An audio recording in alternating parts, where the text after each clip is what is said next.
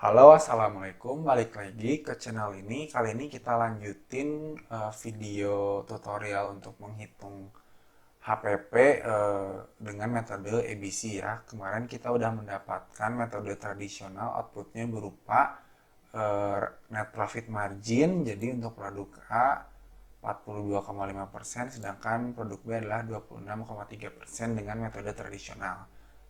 Kali ini kita akan menggunakan metode activity based costing.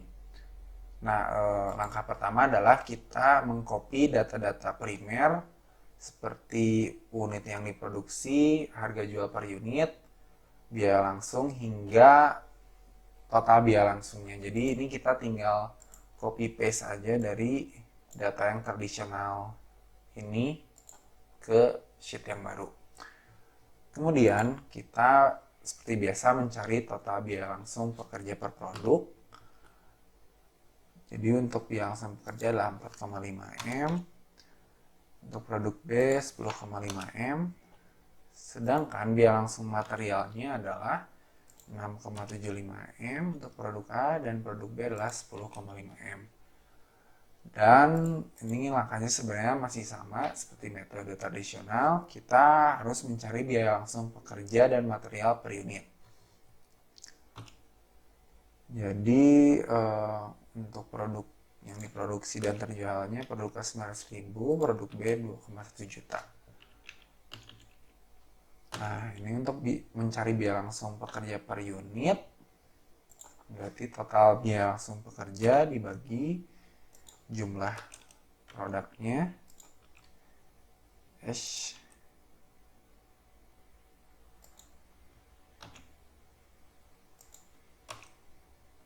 Nah, ini sama ya 5.000. Materialnya ya sebenarnya untuk mencari total biaya langsungnya sama saja dengan metode tradisional. Jadi total biaya langsung per produk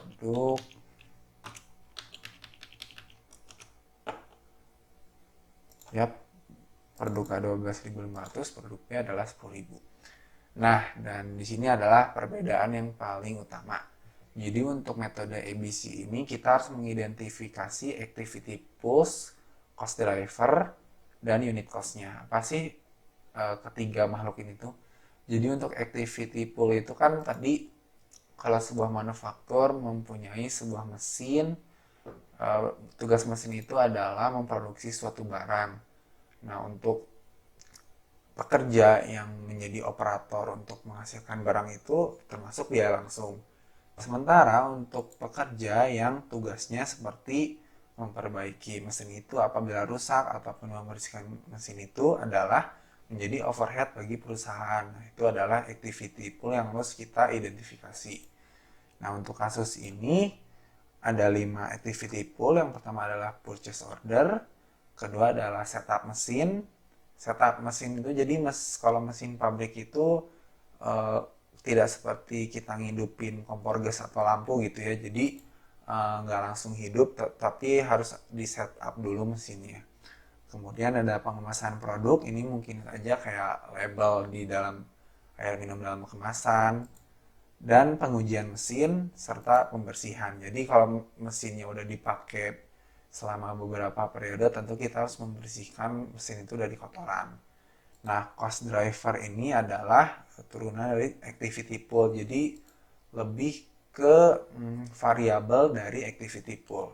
Jadi kalau purchase order, cost drivernya adalah jumlah PO, setup mesin adalah berapa kali kita nge-setup mesin itu, pengawasan produk juga jumlah pengemasan, pengujian mesin adalah jumlah uji, dan pembersihan adalah dilakukan setiap berapa batch.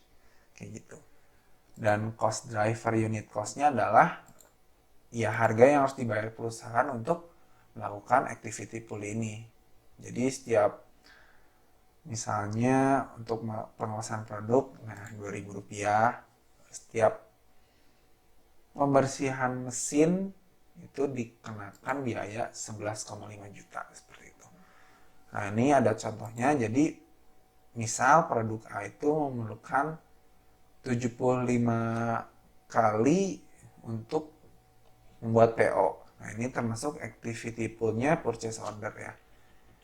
Jadi tinggal dikalikan aja 75 dikali si cost driver unit costnya kali 18 juta. Hasilnya adalah 1,35 miliar. Jadi kita identifikasi tiap produknya untuk mencari total overheadnya. Ini kita tinggal copy. Oh ya, untuk mendapatkan cost driver unit cost ini tentu kita harus menguji ataupun mengkalkulasi ya si activity pool ini ya. Jadi nggak bisa dalam satu kali waktu, mungkin diambil sampel kemudian kita hitung rata-ratanya. Nah, untuk total biaya tidak langsung produk A tinggal dikalikan aja dengan total activity-nya.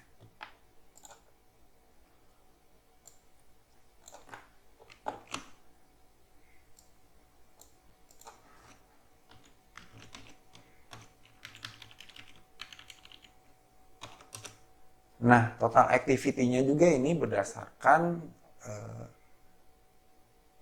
kalkulasi aktual di si pabrik ataupun mesinnya. Jadi kita harus mengobservasi dan membuat suatu checklist. Nah, untuk misalnya pembersihan ini tuh setiap berapa batch sekali sih, dan itu menghabiskan biaya sebesar berapa seperti itu. Jadi nggak bisa langsung, dan biasanya melakukan ini adalah bagian kontrol di pabriknya kayak gitu.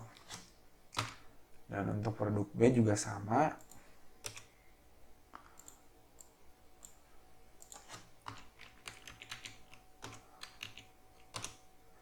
Kalau dikalikan, nah, kemudian kita cari biaya per unitnya. Jadi untuk total biaya tidak langsung produk A adalah ini, total biaya tidak langsung produk B ini. Jumlahkan. Nah, kemudian kita hitung biaya per unitnya. Berarti untuk purchase order dibagi jumlah produknya. Produknya juga.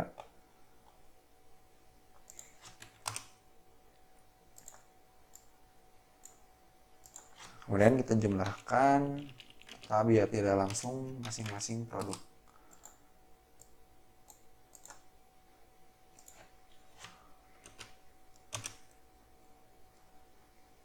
Nah, ini adalah resumenya. Kemudian kita masukkan lagi menghitung profitability tiap produk.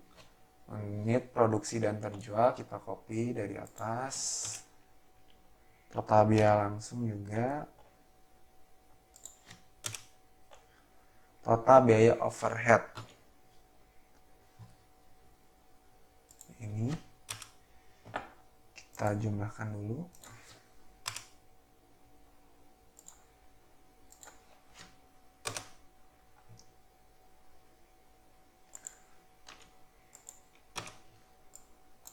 Dan ini kita tinggal pindahkan aja.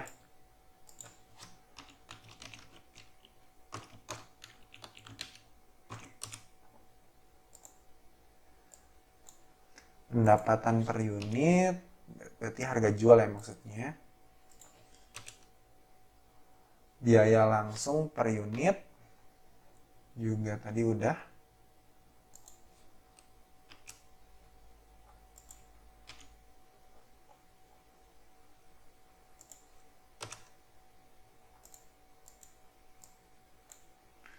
Overheadnya, overhead per unitnya.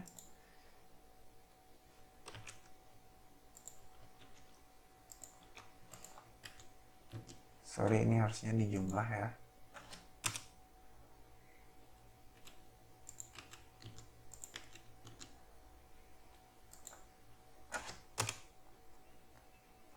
Kemudian untuk mencari profit kotornya, harga jual dikurangi biaya langsung dikurangi overhead.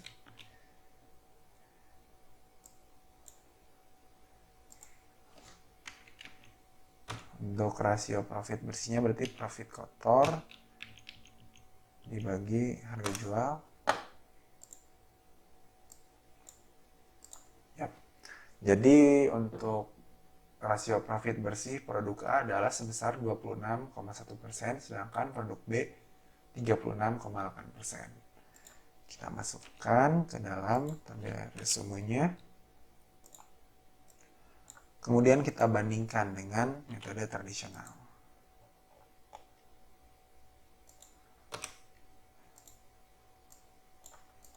Yap, ternyata ada perbedaan.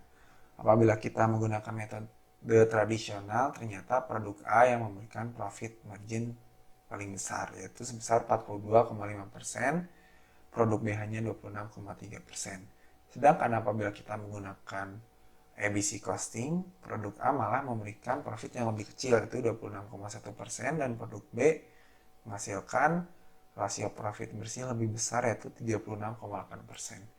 Jadi sebenarnya kita tuh profit marginnya yang paling gede yang mana sih? Tentu yang menggunakan metode ABC, karena dia tadi mempertimbangkan si ini ya, tiga ini, activity pulse, cost driver, dan unit cost. Sementara kalau yang tradisional kan tidak. Jadi sebenarnya produk B lah yang memberikan profit bersih paling besar ke perusahaan, meskipun harga jualnya lebih rendah. Oke, seperti itu aja. Kalau kalian misalnya menemukan sesuatu yang tidak sesuai ataupun kurang tepat, kalian bisa komen dan kita bisa berdiskusi. Terima kasih, semoga bermanfaat. Wassalam.